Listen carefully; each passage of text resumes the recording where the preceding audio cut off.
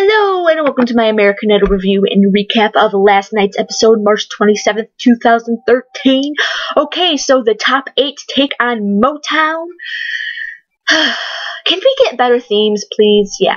Motown, it's full of the classics, and most likely a lot of the older songs are cleared to be sung on Idol, but it's 2013, people. Like, is anything remotely like Motown being played on the radio? Not really. And do we want these kids to sell after the show is over? Yes, we do. So, with these performances and the songs, it doesn't show what they can be in today's music world. I think there were a few contestants who I'll get to later who really did allow to take the song and make it sound acceptable for, today. Other than that, a lot of these performances were just sung well, but so unrelatable to today's music. It was just upsetting. I don't know if anyone else feels that way, but I feel that way. But anyways, first up we had Candice singing I Heard It Through the Grapevine. Amazing vocals. I don't think it's really possible for Candice to sing bad. The song choice wasn't really my fave. It's been sung a lot on these shows, and it wasn't very original. But she has an amazing voice, so I'll give her that. And next we had Kree and Janelle Arthur singing Like a Prayer. I love this. They both were great. I don't really know what the judges were talking about, saying Kree was like saying circles around Janelle. I thought Janelle kept up with Kree very well. And I think, singing with Kree probably helps her, give her a little bit confidence to, just to really go for it. Also, I wanted to add, why do we really have to be judging the duets and trios? Like, this is an X Factor, and they're not in groups. They're all in this competition individually. The duets are merely just for, like, a filler on, like, a long 2-hour show. I really don't think that there's any need to, like, judge. And also to, just point out one contestant is better than the other and all that. I think most people already know that Kree is better than Janelle. So do they really have to be rude about it and say it to Janelle's face? Come on now. Really? Yeah, so I think the whole judging the duets and trio thing is kind of bit of a waste of my time. And they spent a long time talking about this performance. And I'm like, really? It's a duet. Do we really need to go into detail? Just say, good job. See you in your solo performance. Because, this was just a waste of my time. So, anyways, moving on. After that, we had Lazaro Arbos singing Once in My Life. This by far was Lazaro's best performance on the show. He was still pitchy, but it was much improved from last week, and he had the confidence he needed to really deliver the performance. I think he can maybe be in this for another week with this performance. Next is Janelle Arthur singing You Keep Me Hanging On. This was my favorite performance of the night, and my favorite performance by Janelle. She had the guitar, which, yes, she needs to bring that out more. It definitely brings out, it's definitely her, and you can tell she's comfortable with it. She made it more of an acoustic, kind of version, and it was more of something that she would sing. That's what I was talking about earlier with changing the song to an arrangement that today could be played on radio. She changed the song to an arrangement that really worked for her. I think if she would have sang this song as it's supposed to be sung in Motown, it wouldn't have worked at all because she's country, so of course she needed to change it to make it fit her. So I liked that. And also, I think maybe because she's getting used to playing in the live studio, but I think in the last 2 weeks, vocally, she's gotten a lot stronger, which is great, and I'm happy for Janelle. I've always liked her. She had a rough patch in the middle, but I think she's hitting her stride, and she's doing well at it, and I could see her, going really far. She definitely deserves to stay. And next we had Devin Velez singing Tracks of My Tears. Sung well, but other than that, I was left kind of being bored. I don't know. I was kind of just so what? You can sing really well. Okay. Other than that, I don't know. I can't. I liked Devin earlier on in the season, but I don't know.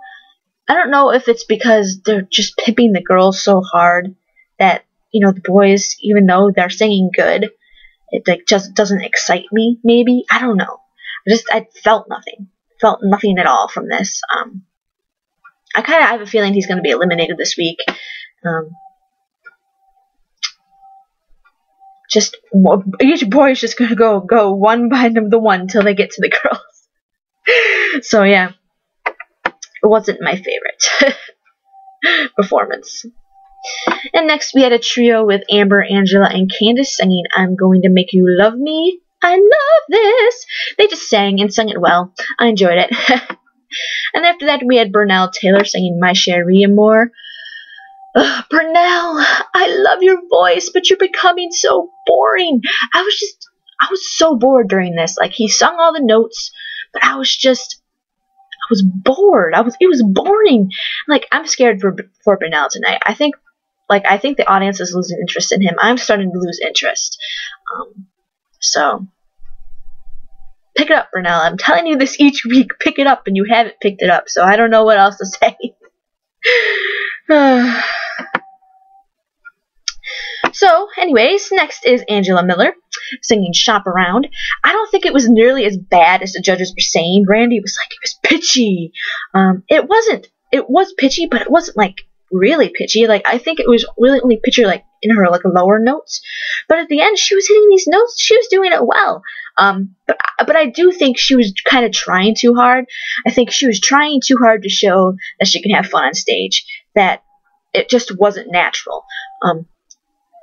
But I understand though, because I think being on Idol, I think you would get scared that if you do the same thing over and over and over again, people will get bored, which is the case sometimes. Like with Burnell, I love him, but he's doing the same kind of songs every single week, and I'm like, really, this is getting boring now. So I think she might have been scared that something like that will happen. So I really do understand what Angie was trying to do. She took a chance, but it didn't work. I don't think she will be eliminated.